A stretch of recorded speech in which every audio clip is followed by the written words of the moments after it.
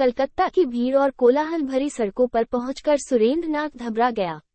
वहां न तो कोई डांटने फटकारने वाला था और न कोई रात दिन शासन करने वाला। मुंह सूख जाता तो कोई न देखता था और मुंह भारी हो जाता तो कोई ध्यान न देता। यहाँ अपने आप को स्वयं ही देखना पड़ता है। यहाँ भिक्षा भी मिल जाती है और करुणा के लिए स्थान भी है। आश्रय भी मिल जाता है, लेकिन प्रयत्न की आवश्यकता होती है। यहाँ अपनी इच्छा से तुम्हारे बीच कोई नहीं आएगा। यहाँ आने पर उसे पहली शिक्षा यहाँ मिली कि खाने की चेष्टा स्वयं करनी पड़ती है। आश्रय के लिए स्वयं ही स्थान खोजना पड़ता है और नींद तथा भूख में कुछ भेद है। उसे घर छोड़े कई दिन बीत गए थे। गली गली घूमते रहने के कारण शरीर एकदम कमजोर पड़ गया था। पास के रुपये भी खत्म हो चले थे।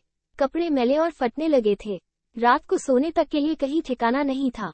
सुरेंद्र की आंखों में आंसू आ गए। घर को पत्र लिखने की इच्छा नहीं होती, लज्जा आती है, और सबसे बढ़कर जब उसे अपनी विमाता के स्नेहहीन कठोर चेहरे की याद आ जाती है तो घर जाने की इच्छा एकदम आकाश कुसुम बन जाती है। उसे इस बात को सोचते हुए भी डर लगता था कि वो कभी वहां था। एक दिन उसने अपने जैसे ही एक दरिद्र आदमी की ओर देखकर पूछा, क्यों भाई, तुम यहाँ खाते किस तरह हो? वो आदमी भी कुछ मूर्ख सा ही था, वरना सुरेंद्र की हंसी न उड़ाता।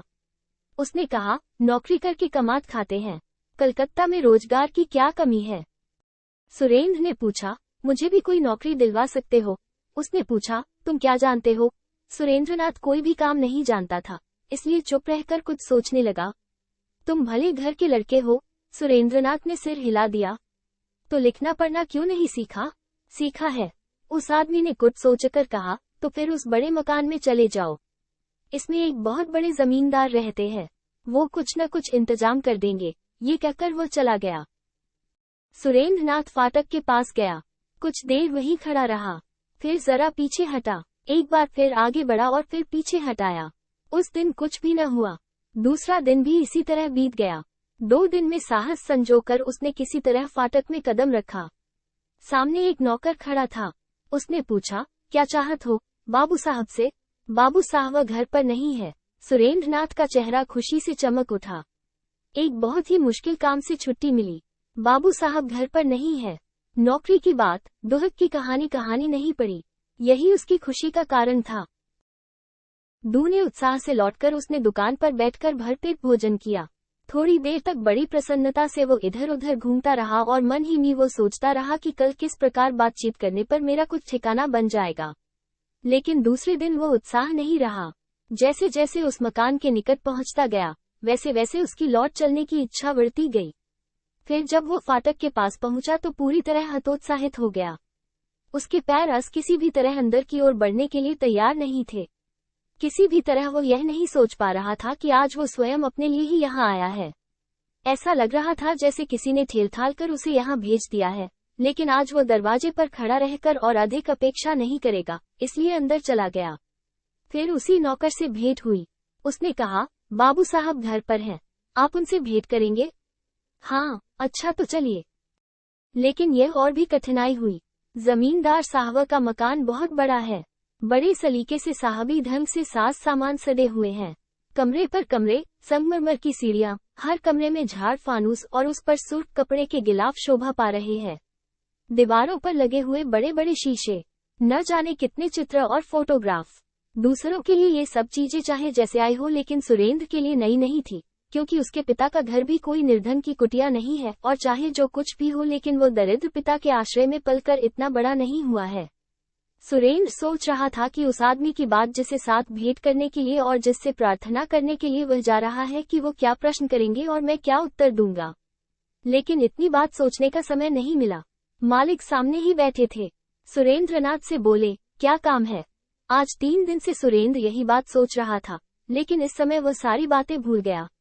बोला, मैं ब्रजनाथ लाहिड़ी पूर्व बंगला के जमींदार है। उनके सिर के 2-4 बाल भी पक गए हैं, और वो बाल समय के पहले नहीं, बल्कि ठीक उम्र में ही पके हैं। बड़े आदमी हैं, इसलिए उन्होंने फौरन सुरेंद्रनाथ के आने का उद्देश्य समझ लिया और पूछा, क्या चाहते हो?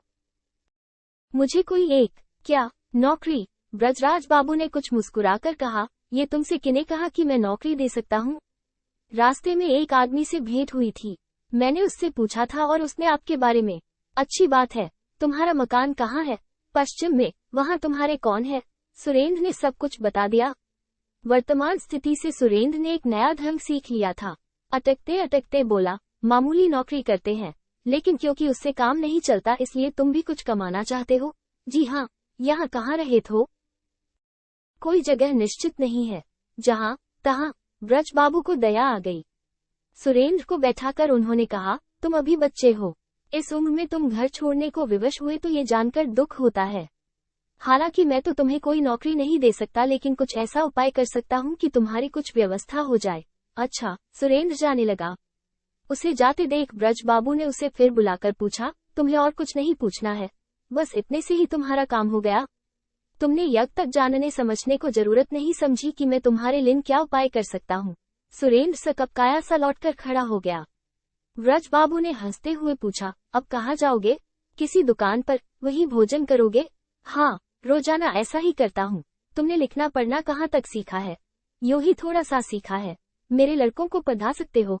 सुरेंद्र प्रसन्न होकर कहा, हाँ, पढ़ा सकता हूँ। कहानी को आगे जानने के लिए अभी सब्सक्राइब करें।